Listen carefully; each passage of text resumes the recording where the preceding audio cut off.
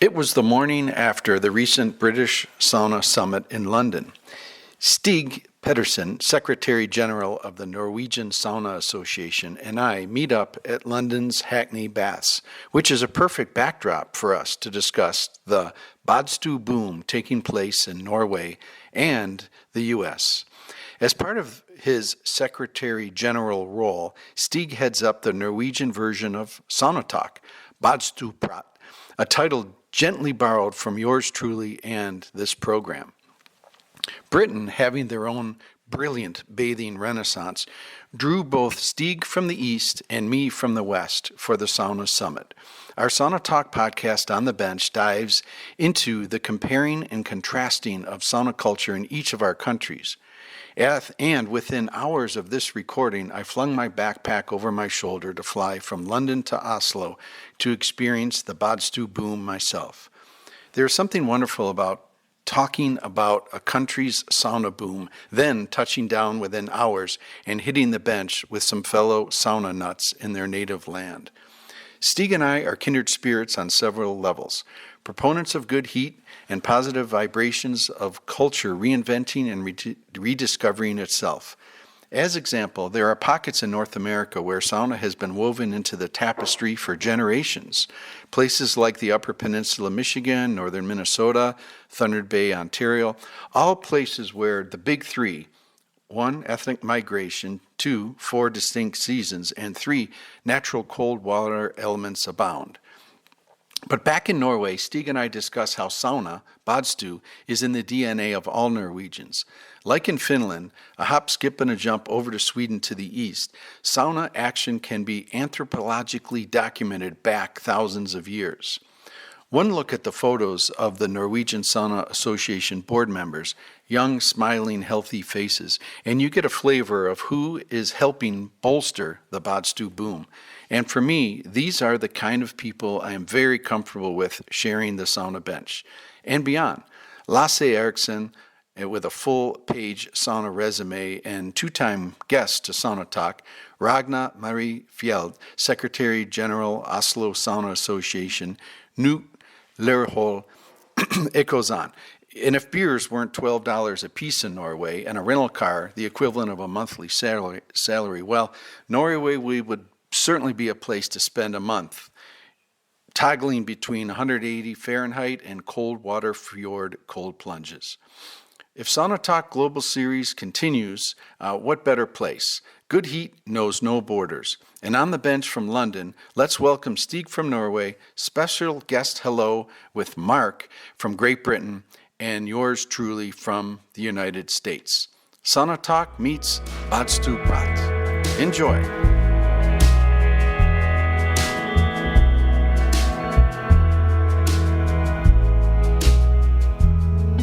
This show is brought to you by the Sauna Times Public Sauna Map. The Public Sauna Map is free for you to use and click around, and hopefully give us a suggestion as you click around. If you know of a really great public sauna that is not on the map, drop us a line right there on the website. You can share your favorite public sauna, and we'll get it added in. Really awesome for me to travel around and use the map to know where to go when I'm ready for some good sauna action. So to get to the Public Sauna Map, just go to saunatimes.com and right up at the top, Sauna Map. See you at one of these, hopefully down the road.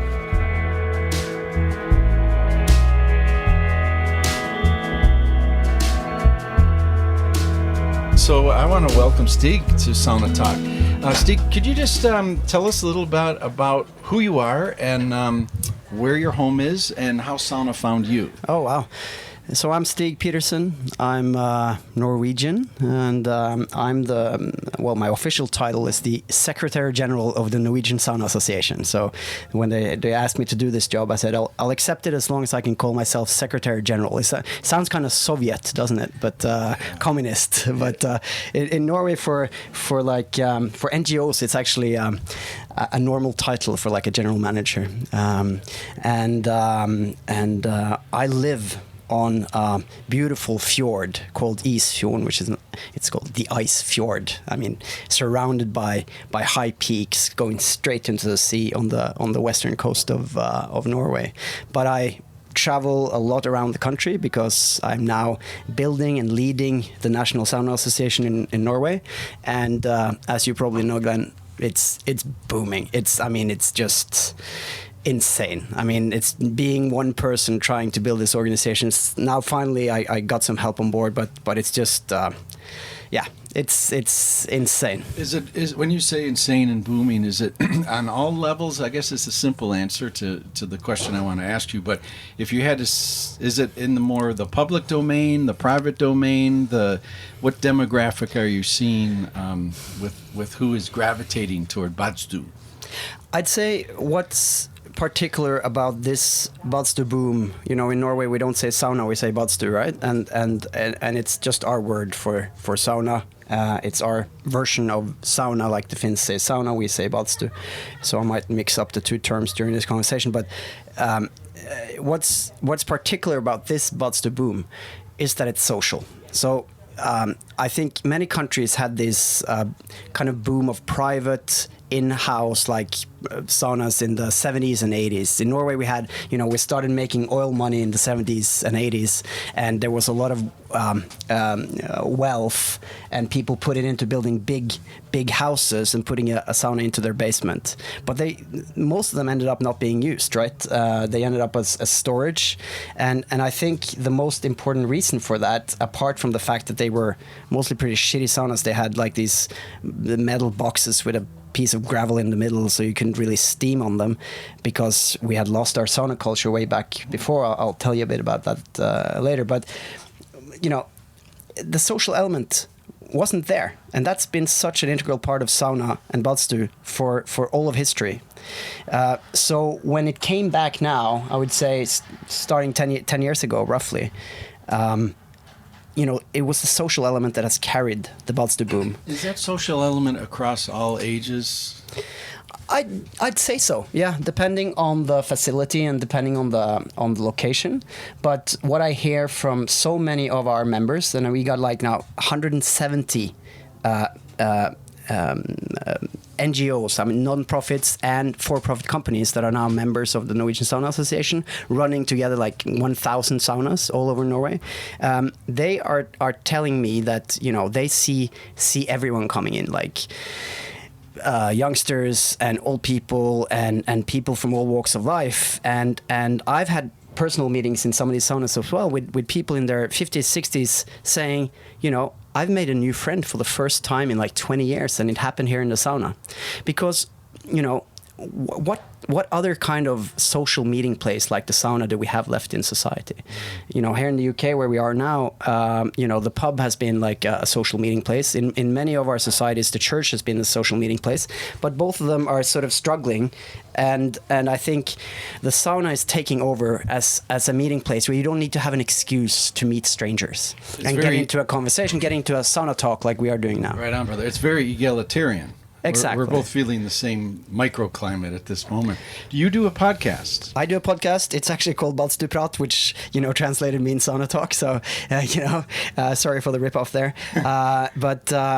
But yeah, we do a podcast from the Norwegian Sauna Association. And what I normally do is I travel around meeting some of our members or sauna personalities in Norway, but also abroad, and just get into the Badstuprat, get into the Sauna Talk and hear what's going on and get their analysis of stuff. And what % of your content is on the bench that you record? Oh, so that's the whole thing. I think I've done, I don't know how many episodes we've done so far, but maybe 30. But I think one of them was done outside a sauna. Yeah. Isn't it great?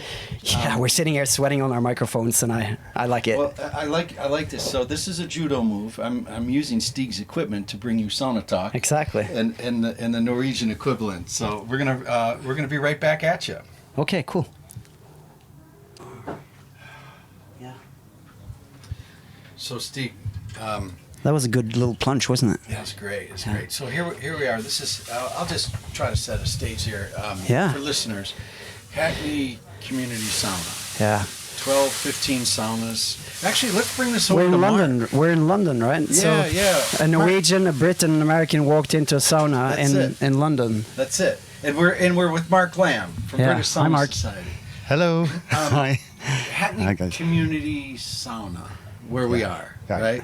Yeah. This is roots. This is a lot. No two saunas here are alike, right? Yeah. Paint a picture in a few sentences of this place. So this is an old bathhouse. We're in the sort of backyard of an old bathhouse, which was probably built around the turn of the century, I would say, looking at the facade. And the guys here had a long lease. A guy called Neil got a lease on the building, and then the sauna came in the back probably about 5 years ago. And they've just, they worked it out. It was a group of people, just enthusiasts. And eventually they got it really going. It was the original sort of horsebox trailer sauna place in London. And I think it's pretty much known all over the world now. Yeah, man. Hey, how often do you add wood here in this sauna? How often are you adding wood? You can repeat, please? How often? How many times do you add wood? How often? In 1 hour? Yeah. Maybe in 4 or 5 times in 10, 15 minutes. So he's adding wood every 50. All you listeners may know my craze for an American sauna stove manufacturer in northern Minnesota, which I could take a boat to from my island. And I don't add any wood. I have a wood burning sauna. I light it at 4 o'clock. I'll come out to my backyard to sauna at 5 o'clock and throw a wooden log in. And I don't look at the stove for 2 hour and a half, maybe. I'll pull the coals forward at the end for a final bonus round. So I see this guy running in and out, adding sticks of wood, and this is I think America has an export opportunity. As a matter of fact, Badstu Boom is getting a Kuma. Oh, really? And I'm just so overjoyed to hang out there and get those guys rolling with that. Because you're on your way there, right? Oslo Badstuforening is the well, I would say the biggest like pure sauna operator in Norway, and has been a leading force in building sauna Norway. I mean, their concept, of course, has been the floating saunas that have become sort of the icon of the Norwegian sauna scene and of Norway and of Oslo city centre. Really, I mean, it's right there in front of the Opera House and the Munch Museum. And well, this is what. Yeah, sorry to interrupt you, no, but go this ahead. is what I'd like listeners to get a little flavor on and to drill into what you're talking about. Yeah. Is you asked earlier about what I love about your country, Norway, as it relates to sauna. It is in the tapestry of the mainstream. When you say in the shadows of the Opera House and stuff like that. Yeah. And the sauna masters.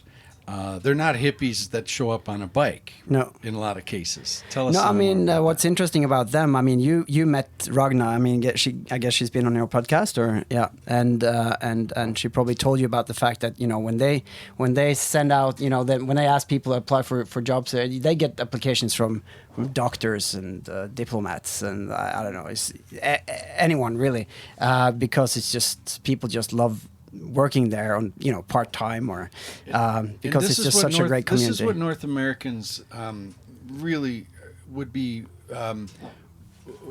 better served to understand about your country. Is this is another reason why I'm so excited to get there, is that we don't have to be shy about sauna. In America, there's still this, it's changing very quickly, but there still is this little it's almost like you're pushing drugs, it's like, where's your permit, Okay. where's your prescription, and it's still a little bit underpinned a little bit. Yoga is a great comparative in America anyway, but did you see that? I mean, has it always been in the mainstream where you have doctors and politicians? Well, this Badstu Boom that's going on now, I think it has, so many reasons behind it and why it's happening right now, and why I think it's been booming even more in Norway and a bit earlier in Norway than most other places in the world that haven't had a sauna culture from earlier. Because because we did have a sauna culture. We did have a Badstu culture. For all we know, we've had Badstu for thousands of years. I mean, for all we know, we could have had as many Badstu in Norway as there were saunas in Finland 1,000 years ago. You know, this was the normal way to bathe. This was the original way to bathe, and we know from the tales that the Viking kings were taking badstua. You know, that's written down. And we don't have too much written documentation of it, but we have this fantastic story of an Italian merchant that got shipwrecked on an island in northern Norway above the Arctic Circle back in the 1430s, and he writes about how he was amazed by how, you know, every Thursday in that island, in that community, everyone just dressed down in their own house, men and women, children alike, and just walked naked through the village and down to the badstua and were bathing together. And that's one of the best sort of written accounts we have of you know, middle-aged Norwegian badstu culture. So we know it was like totally ingrained. But then Norway got occupied by Denmark, basically. We ended up under Danish rule for almost 400 years. And in the early 1600s, there was a very Puritan Danish king called Christian IV. And he, well, there were two things. One of them was that his knowledge of sweat bathing came from the European continental cities. And then in the Middle Ages, that they had turned into sort of like almost brothel-style kind of places. And the other thing was that he was, as mentioned, a Christian Puritan, and didn't like that, you know, men and women in particular, but people in general were naked together. You know, that didn't fit with his concept of humanity. So he, through different laws and regulations, ended up basically giving a nudity ban to Norway. So the Badstu culture died out in the 1600s. So we basically had 300 years without a Badstu bathing culture. The buildings still existed in all the farms because they were used for drying grains, and they were still called badstu, but they weren't used to bathe. They were just used for grains. So we still have some of these original buildings. There's one in the Folk Museum in Oslo from the 1600s that you can see. It's basically like seeing an old traditional log smoke sauna in Finland. You know, the construction is basically the same. Yeah. So we had that, and it's not, you know, I guess some people, both in the US but also in Finland, honestly, but even in Norway, believe that sauna, or that kind of Nordic sweat bathing, is there's actually no hatches here. is a product, or it's something that was invented in Finland and then exported elsewhere. Yep. But it wasn't. I mean, this is a common Scando-Baltic, northeastern European kind of cultural heritage area where we have kind of similar sweat bathing cultures, typically symbolized by these log houses with a smoke stove inside. I mean, the normal sauna stove, as you know, Glenn, wasn't invented until, you know, a bit more than 100 years ago. The continuously burning stove. So this was reality in Norway. And then, of course, we had a bloom of sauna, of badstua, in the interwar era, because in the countryside, because you didn't have running water. You had in the cities, so they got public swimming pools and public baths, but in the countryside, public health NGOs built more than 900 community saunas all around Norway in the small villages and towns for people to take badstua and to bathe and to be clean. And this made such a difference for the public health in rural Norway. But then comes the 60s, and everyone gets running water in the rural areas as well. So then, Badstu becomes sort of looked upon as backwards and not that interesting anymore. Everyone has a shower or a bathtub at home, and it dies out. And then we recently spoke about that period with private saunas that didn't really happen because of the social aspect lacking. And now when it's booming in Norway for a number of reasons, particularly the fact that the saunas are put out in nature, and Norwegians are mad about nature. We are very proud to be a very outdoorsy people. We call it friluftsliv, which means free air life. Beautiful. That's the word we use for it. And when you put the saunas out in nature, people feel like they're outdoors, even though they sit with almost no clothes on. So the whole trend with being outdoors has really been strong for the past 15 years. So the even though it's a long come trend, but that has really carried the sauna boom as well. But I think just the last point, Glenn, because I think when all of these things came together, making a sauna boom now, I think Norwegians feel it in them that it was back there somewhere. This is where we belong. It was forgotten for about 300 years at least, or 400 years almost. But now it's back. Now we're home. Now we're safe again. It's in the Norwegian DNA. I think so. I definitely think so, and that's why I'm not afraid that this is a fad. I'm not afraid that this is just a trend that will pass soon. Of course, some people are gonna fall off. We talked about biohackers and all that stuff. They're not going to be interested in 6 months from now, but they're going to move on to something else. Totally.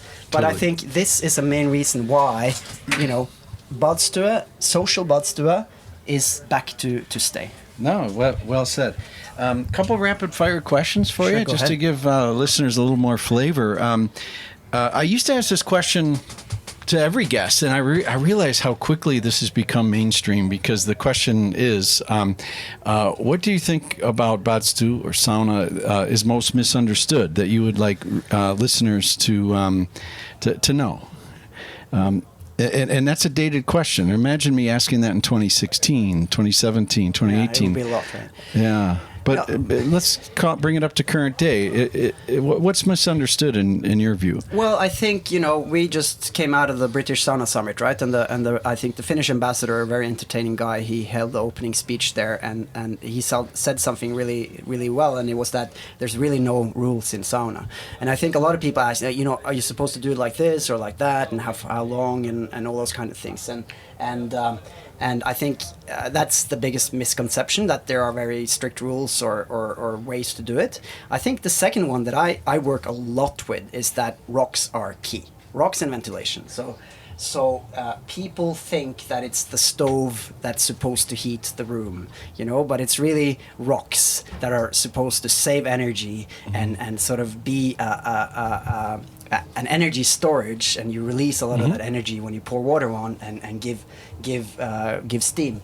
And without steam, it's not a sauna. It's not even a badstue, I think. And I've been working on, especially in Norway, with the public swimming halls, because they always have a badstue, but they experience that people pour way too much water on, but they have really shitty sauna stoves. They have these like metal boxes with a bit of gravel in the middle, and so it's not made for pouring water. So I understand, but I tell them, spend 5 times as much money on a good stove, and people will come back and smile, and they're gonna embrace your badstue again, because what you have right now is not good. So I'm really a missionary of stones. Well done. When it's a sauna day for you, boy, we could go off on that, by the way. I'd love to visit more about good heat source. It's the heart of a sauna, the stove. Yeah, it is. But, there's one thing I need to mention, Glenn, and it's, you're heading to Norway now, but I know you're coming back next year, right? Yes. And that's because Norway is hosting the International Sauna Congress, which has been held every 4th year since the 1950s. Never been to Norway, and we're really ambitious about this event. So I sense that, and thank you for putting a plug in on that. There's so much to talk about with the Congress, but I love that your country is hosting it. I think it's the perfect storm and the most positive use of that word. Your country is just so ideally centered, not as much geographically as it is culturally. and it leads into this next question, which is so poignant. Is you're very close to Finland, and this word sauna is a Finnish word. It's pin a tail on the donkey with the word sauna as it relates to your neighboring country, one country over, with Sweden in the middle. But the Badstu culture is, you framed it up so well a little bit ago. How do the Norwegians address this practice as it relates to Finland or Estonia or others? Is it something that you borrow a bit? I notice here in Britain, there's some wonderful borrowing, much like cuisine, say British. Yeah. The like borrowing, fusion. Yeah. the fusion. Can you paint a little picture for us as how things relate? Not really big. What I'm trying to convey to our members all over Norway is that we don't have to copy Finland culturally, because we have our Badstu history, we have our heritage that we can be proud of. What we should learn more from Finland is quality, because these guys just know how to build sweat houses, sweat baths. Yeah. And there are just some physical principles I that should sense be this. followed to a sense bigger this in extent. you. Because Yeah. I'm sorry, but there are shitty saunas being built in Norway, Yeah. and it's just because we don't have it in the spine anymore. It's not there. It's not in the front of our heads, and we need to sort of get that knowledge back. So that's why I bring members to Finland, to sit them down into a sauna, pour on some water, ask them to breathe in, and say, "Have you ever felt like this at home before?" Yeah. Because the magnificent quality of Finnish saunas is something we should learn from. And when you feel good heat, it's all over, right, Mark? Yeah, I just want to add to that, because it's such an important point. And you're right, these cultures, whether it's Norwegian or British, we have a history. We had sweat houses here. Rosanna Cooney talked about this yesterday at the summit. But also, I think it alludes to the very important role that the Norwegian Sauna Association and the British Sauna Society has, in that we need to helping bring back sauna and making that accessible at Badstu. We have a responsibility to bring that back at high quality and to make sure that we hold standards. And this is something we talk about a lot, and we will be launching, as you have, I know, a business membership, which will effectively be a kite mark. And you cannot display this authenticity kite mark unless you have been approved. And I think it's absolutely crucial that we keep standards high across this. Otherwise, we'll end up back in the basement. Yeah, and it's a slippery slope, though. I fall into this trap myself, Mark. There's this pedantic nature of all of these. There are the Finns, God love them. There are no rules in sauna, but there are rules about bench heights, and there are rules about rocks, and it's not rules. It's just principles for good sauna, right? Yeah. So that's what I'm trying to say. It's not rules. Do whatever you want. But if you want a good feeling sauna, a good feeling Badstu, I'll hold you in the hand and take you there. Because there are some physical principles that if you just follow them, it will turn out so much better than if you just do it blindfolded. Great on, Steve. And for those listening, go to Sauna Times, search bar, just type in the words Holy Trinity, and you'll get my version of heat, steam, ventilation. Focusing on those three, keep it simple.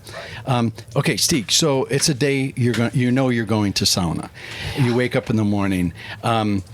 As you think about that, from when you wake up to when you go to bed at night, when you have a really good sauna session, what if you had to kind of pick one moment through the anticipation of the firing of the stove, the first lolu, the first cold,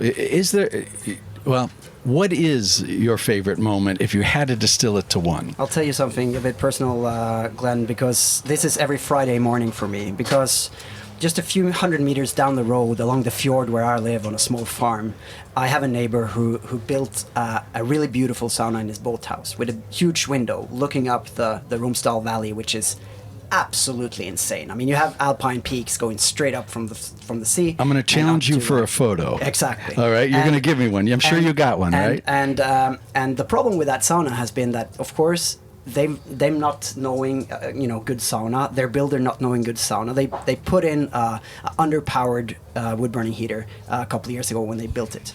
And now, of course, that was all wrecked because you have to continuously burn, you have to burn, and then the chamber just fell apart. Sure. And then I told them, we're buying a stove together now. It's going to be much bigger. It's going to be much more expensive, but I'll help you out, find a good one, and you're going to feel the difference. So they were like, yeah, but it's hot enough. I'm like, it's not about being hot. It's about, the difference of the steam. But the problem is you can't tell people that. They have to feel it. But fortunately, my neighbors, they trust me, right? So when we got this stove, they are just sitting there and like, Stig, we got a new sauna. Yeah. And just the pleasure I see, because they invite all their neighbors every Friday night at 7 o'clock, and they enjoy a little beer or home-produced cider, and we sit out on the dock, we swim in the fjord that now still probably holds like 4 degrees Celsius, and it's just a meeting place for us in a rural community. Every Friday. And for me, when I wake up in the morning on Friday, I know that's going to happen, and my neighbor has already heated it. I'm not doing it myself. I just know that we're meeting each other, and that's the most important part, is just being together. Love that. So that's your favorite moment, I sense, even the anticipation of that. Oh, totally. As you wake up Friday morning. Think about it all day. I love it. I love it. Cool. Well, Stig, such a pleasure. Yeah. This is a joint podcast, Sauna Talk and Badstuprat. Yeah.